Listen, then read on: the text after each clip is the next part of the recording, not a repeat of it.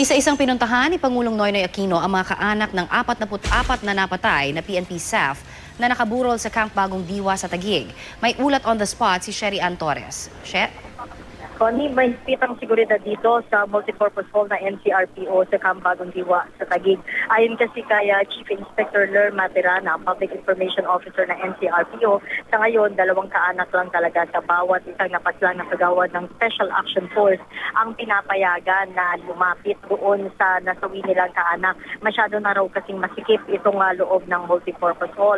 Pagkamat pinapasok na kami nga mga mahayag dito sa loob, limitado lang ang galaw dito, Connie. At kami ay nakakonfine lang sa isang area. Bawal pa rin kami mag-interview hanggang ngayon. 10:10 ng umaga, dumating si Pangulong Noynoy Aquino dito para makiisa o pangunahan ng necrological services na iaalay nga para dito sa 44 na staff members na nasawi nga sa Maguindanao. Pero hindi pa na niya ibibigay ang kanyang talumpati. Pagdating niya kasi dito, Connie, agad siyang dumiretso, inisa-isa niya napuntahan at alayan na maikling dasal at konting sandali itong bawat nasawing staff member at sandali lang na kinausap ang mga kaanak at pagkatapos nito, Connie, ay agad ang ibinigay ng Pangulo ang isang plaque of appreciation, gayon din yung medalya ng katapangan. Ang sumunod dito, Connie, dapat ay magtatalumpati na si Pangulo Aquino, pero nagkaroon muna ng recess o suspension dito ng Necrological Service dahil lumabas siya at nagpunta sa Spiritual Formation Center kasama yung CDILG Secretary Marojas, din si Acting PNP Chief Leonardo Espina at ilan pang opisyal ng ating pamahalaan. Ito naman ay para makausap yung iba pang mga kaanak noong mga nasawi nga na staff members at na hindi nakapasok dito sa multipurpose hall.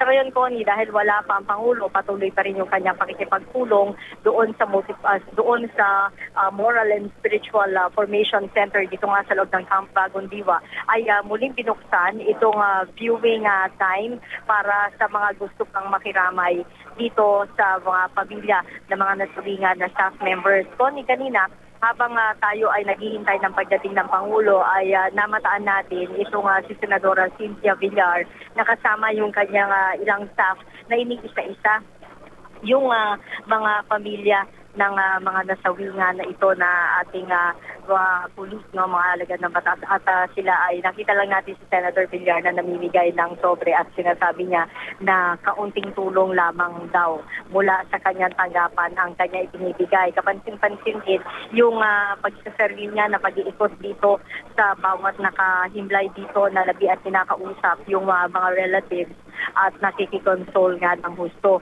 Sa ngayon, Connie, ay tuloy nga ang pagdating ng mga nakikiramay dito. Maaga pa, nandito na si dating Pangulong Fidel Valdez Ramos kasama yung iba pang mga retirado naman na opisyal ng Philippine National Police, gayon din ng Armed Forces of the Philippines. At yung iba, Connie, na nandito ay mga nasa active service at mga ranking police officials na patuloy din na nag-aantabay sa pagbabalik ng Pangulo. Dito sa multipurpose hall, may mga ilan din na miyembro ng Aquino cabinet na naiwan at sila yung isa-isa rin na nag-iikot din at nagpapahayag ng kanilang pakikiramay. Kasama dun sa nakita natin kanina si Presidential Spokesperson Edwin Lacerda at gayon din itong sila Secretary Butch Abad ng Department of Budget and Management. Nananatili naman na nakaupo lamang doon sa bandang unahan malapit dito sa mga nakahimlay na mga staff members itong si Senate President Franklin Drilon, Connie. At yung iba pa ng mga cabinet members nagkakanya-kanya na ikot at kipagkumustahan maliban doon sa pakikitalamhati pa rin nila dito nga sa mga namatayan na mga kaanak ng 44 na staff member. Connie? Yes, matanong ko lamang ano ang naging general sentiment ng mga pamilya ng mga nasawing staff members natin nung pagdating kanina ng Pangulo dahil alam naman natin may ilang mga nagpahayag kahapon ng pagkadismaya sa hindi niya pagpunta doon sa arrival honors. Ngayon bang dumating siya diyan ay kahit paano napawi ba yung sentimentong nararamdaman ng ilang pamilya kahapon? Oo. Connie, kung titignan natin yung mga facial expression at saka body language nitong mga pamilya at yung mga kaanak nila. No? Masasabi naman natin na naging civil naman yung majority sa kanila sa pagtanggap kay Pangulong Aquino. Yung iba, talagang hindi maiwasan yung pagiging emosyonal. Ano? Merong isang ginang kanina na nung sandaling makausap ang Pangulo ay hindi napigilan na mapayakap doon sa kanyang kasama na nagbabantay doon sa labi ng kanilang kaanak at talagang humahagulgol siya. Pero yung iba, lalo na ito, Connie, nung nahawakan niya yung plaque na ibinigay ng Pangulo at yung medalya ng katapangan, lalo naging emosyonal itong ginang na ito. Pero yung iba, Connie, meron kasi dito na napansin tayo yung iba civil lamang, tahimik yung pag-abot doon sa plaque, yung pagtanggap kay Pangulong Aquino. At meron din tayong isa kanina nakausap natin,